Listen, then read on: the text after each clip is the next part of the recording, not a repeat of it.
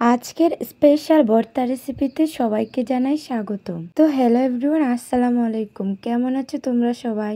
আশা করছি সবাই ভালো আছো এবং আমরাও অনেক ভালো আছি। তো আজকে ভর্তা তৈরি করার জন্য প্রথমে আমি চুলাইতে একটা পাতিল বসিয়ে দিলাম, আর এই পাতিলের মধ্যে দিয়ে দিলাম কিছুটা পানি আর কয়েকটা কাঁচা তেঁতুল। আজকের ভর্তাটা কাঁচা তেঁতুল দিয়ে করব।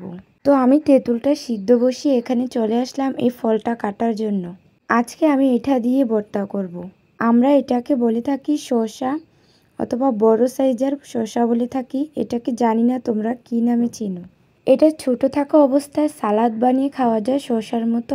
আবার যখন এটা বড় হয় তখন এটা দিয়ে এভাবে ভর্তা করে খাওয়া যায়। আবার চাইলে এটা দিয়ে তরকারি রান্না করেও খেতে পারো। তো এখানে আমি একটা ছুরির সাহায্যে প্রথমে এটাকে ছিলে নিলাম।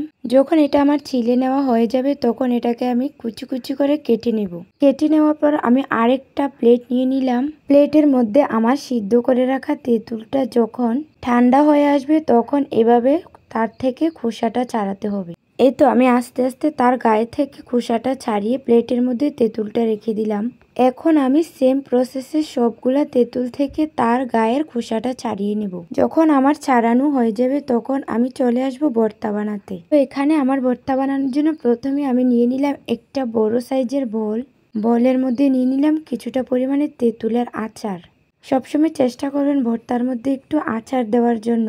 যদি কোনো ভর্তাতে আচার দেওয়া হয় তাহলে তার টেস্টটা অন্যরকম হয়। বলতে গেলে তার টেস্টটা একেবারে দ্বিগুণ বেড়ে যায়। তারপর এখানে নিয়ে নিলাম আমি 1 চামচ পরিমাণে মরিচ গুঁড়া, পরিমাণ মতো লবণ আর খোসা থেকে ছাড়িয়ে রাখা তেঁতুল। এখন আমি তেঁতুল আর লবণ একসাথে মিক্স করব। যখন আমার ভালো মতো মিক্স করা হয়ে যাবে তখন আমি মরিচের গুঁড়াগুলো দিয়ে ভালো করে মিক্স করব। তারপর তেঁতুলের আচারটা নিয়ে সবগুলো উপকরণ একসাথে ভালো করে হাতের সাহায্যে মিক্স করব। যখন আমার সবগুলো উপকরণ মেশানো হয়ে যাবে তখন তার মধ্যে কেটে রাখা শসাগুলো দিয়ে দিব। শসাগুলো দেওয়ার পর আমি আমার হাতের সাহায্যে ভালো করে এগুলাকে মেখে নিব।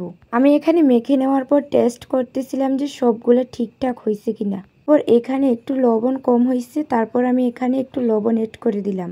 লবণ দেওয়ার পর কিছুক্ষণ মেখে নিলে ভর্তাটা রেডি হয়ে যাবে। এই তো আমার ভর্তা বানানো শেষ, এখন শুধু খাওয়ার পালা। কাঁচা তেঁতুল অ্যাড করার ফলে ভর্তাটার ঝোলটা গাঢ় হয়েছে অনেক। ভর্তা খেয়ে অনেক ঝাল লাগতেছিল, তাই ভর্তা খাওয়ার পর এই একটা চিপস খেলাম। ভালো থেকো সবাই, দেখা হবে পরবর্তী কোনো ভিডিওতে।